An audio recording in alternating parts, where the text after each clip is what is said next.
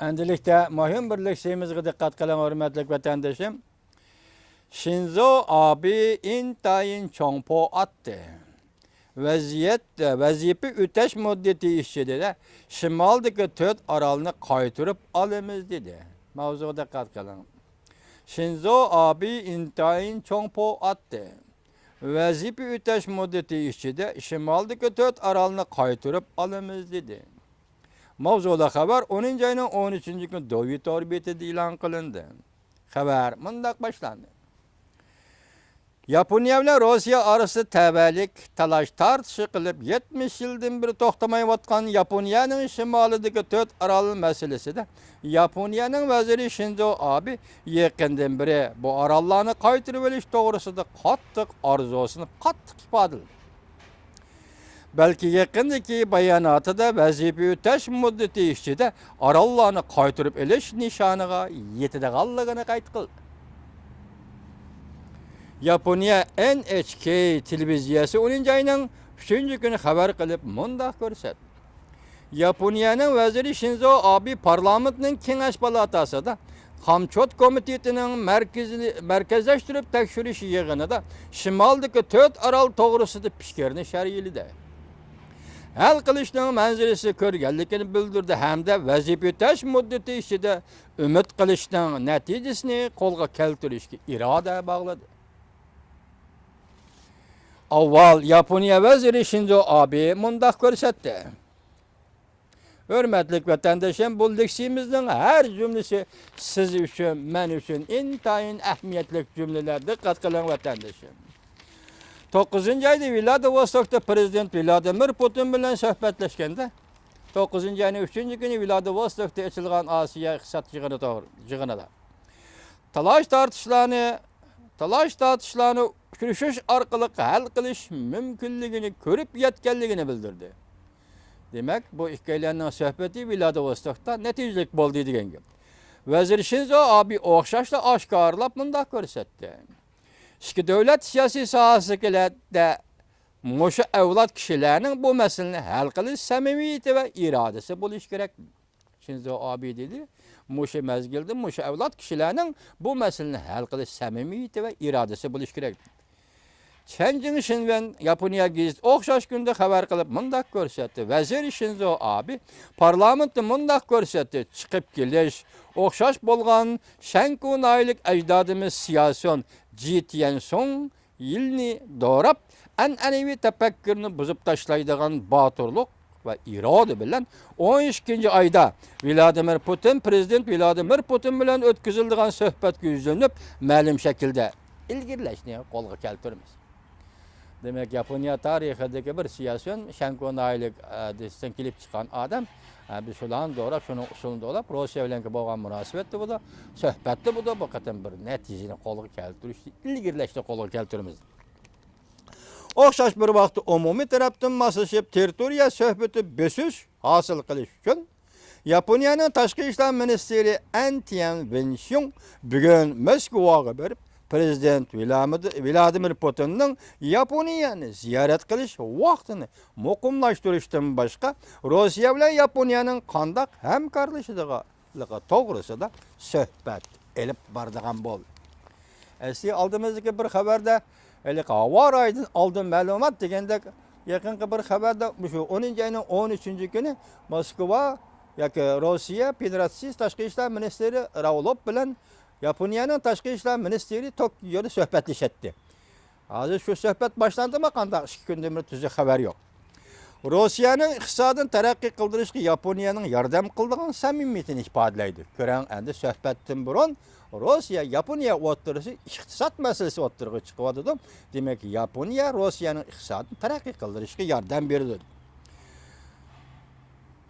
Dumayshin ve Yaponiyaning yana bir gazeti aloqador xabarda mundaq ko'rsatdi. Yaponiya vaziri Shinzo Abe Yaponiya bilan Rossiya o'rtasida tinchlik shartnomasi imzolashning 60 yil to'xtab qolganligini, bu to'xtab bek norozi bo'lganligini aniq ko'rsatdi. Tinchlik suhbat to'xtab qolishning sabablarini ko'rsatganda Shinzo Abe tinchlik shartnomasi imzolashning oldingi sharti territoriya talash tortishi edi deb ko'rsatdi. Shimollik territoriya talashlar. Özü 12 ayda Prezident Vladimir Putin bilan ko'rishganda zerikmay.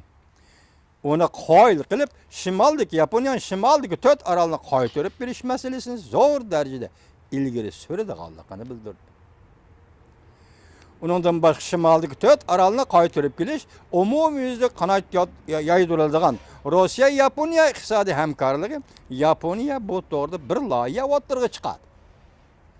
Yaponiya Rossiya birlashib Rossiyaning Iroq sharq rayonida nefet ve tabiiy gaz etish planini tuzib chiqdi. Alaşar. Uzun yıllardan beri 10-15 yıllardan beri Cumhuriyet Halk Cumhuriyeti hükümeti Rossiyaning Iroq sharqini etish, Sibiriyani etishdi. Rossiya bilan hamkorlashish, bu yerdan gaz elish, nefet elish shuncha o'rnib kelgan edi. Hozir demak bu ishni Jungo bilan Rossiya emas, bugun Rossiya Federatsiyasi bilan Yaponiya ish chiqadi. Alaşar. Iroq sharq rayonida nefet ve tabiiy gaz etish planini tuzib chiqdi Yaponiya. Alaqadar mazmunlar 11 ayda Peruda echiladigan Osiyo iqtisodiy yig'ini yuqori darajaliklar uchrash yig'inida Shinzo Abe bilan Yaponiyaning vaziri Shinzo Abe bilan Rossiya Federatsiyasining prezidenti Vladimir Putin yana bir uchrashdi deydi. Prezident Vladimir Putinga bu maqsadlarni Shinzo Abe oshkorlaydigan bo'ldi. Demek vatandaşım bugün kiliksiyimiz mana müşüye geldi. Biz Yaponiya, Rossiya münasebetiga nima uchun qiziqimiz? Bu yerdagi shimaldagi 4 orol masalasi hurmatli vatandaşım 1945-yil 2 ayning 11 kunidan 14 kuni ochilgan Yalta konferensiya Qrim oblastining yoki Qrim o'lkasidan hozir endi ketdi-ku. Yalta shahrida. Demek shundan keyin shu Yalta o'tgan dedik sizlarga. Yalta konferensiyaning ramkasi ichida Rus-Xitoy o'rtasida imzolangan 2 shartnoma asosida deylik, boshqasini qo'yib turaylik. 45-yildagi bir shartnoma, 50-yildagi bir shartnoma. Mushularning hammasi Yaponiyaning shimoliy 4 orol masalasi Yaltaning ichida bor. Yaponiyaning shimoliy 4 orolni Rossiyaga berish Yaltaning ichida bor.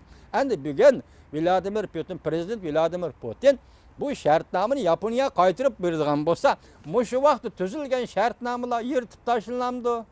İnavetsiz değilemdi. Yalta sistemimizin Iroq sharq strategiyasi inavetsiz değilemdi. Kuchdan qoldi değilemdi. Bekar qilindi değilemdi. Mushundaq deyilgan bo'lsa, Uyg'urlarga munosabatlik, Manjuriyaga munosabatlik imzolangan Rus-Xitoy shartnomasi eng asosli ikki shartnoma. Onu desang 2001-yili Jiang Zemin bilan Vladimir Putin imzolagan yana bir shartnoma bor ekan.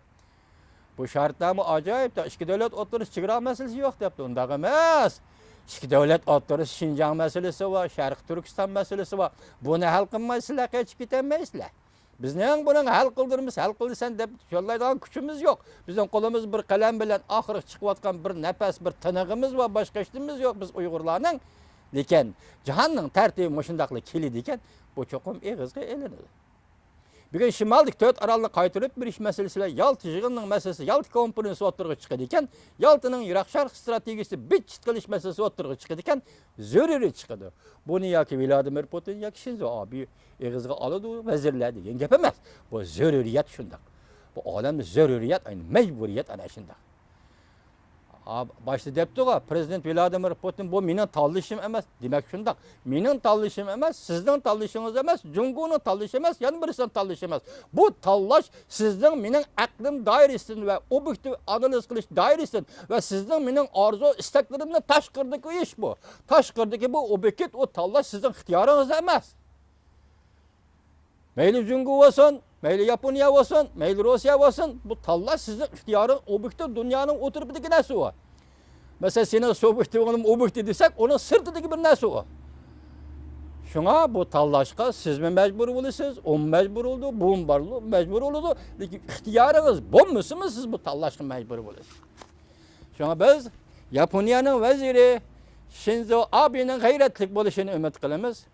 Shundaqla Rossiya Federatsiyasining prezidenti Vladimir Putinning samimiyatini ko'rsatib, shimoldagi 4 orolni qo'yib berishini, shundaqla shuning munosabatlik Iroq sharq strategiyasi, Yalta konferensiyasining Iroq sharq strategiyasini bitchit bo'ldi, gumron bo'ldi deb jakarlashni umid qilamiz. Amerikalikda o'rganish kerak, Amerikalikda kang qo'saq bo'lish kerak.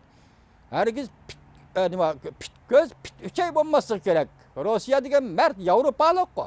Mesela Amerika Qo'shma Shtatlarining prezidenti Obama bu yilmi